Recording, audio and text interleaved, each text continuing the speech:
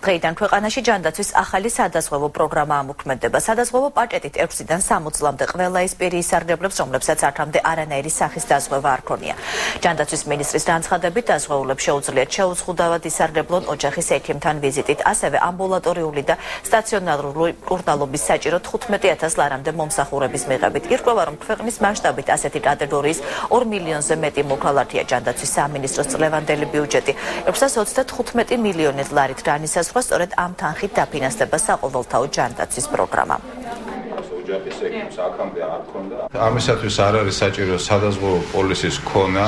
ეს პროექტი ხორციელდება მონაცემთა ელექტრონული ბაზის საშუალებით.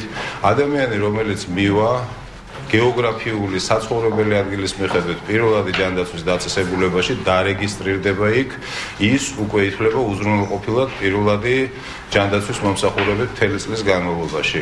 ხოლო იმ შემთხვევაში, თუ განვითარდა რაიმე სახის გადაუდებელი მდგომარეობა, ალბათ აღარ ჩამოთვლი ახლა უბედური შემთხვევა, ინსულტი, ინფარქტი, ნებისმიერი სახის გადაუდებელი მდგომარეობა, ესეთ შემთხვევაში მთელი საქართველოს ტერიტორიაზე წინასწარი რეგისტრაციის გარეშე, როგორც კი აღმოცენდება ესეთი საჭიროება, პაციენტს დაზარალებულს ადამიანს შეუძლია მიმართოს სამედიცინო დაწესებულებას, იქვე ოპერატიულად დარეგისტრირდება და დაუყოვნებლივ მიიღებს ამ სამედიცინო მომსახურებას.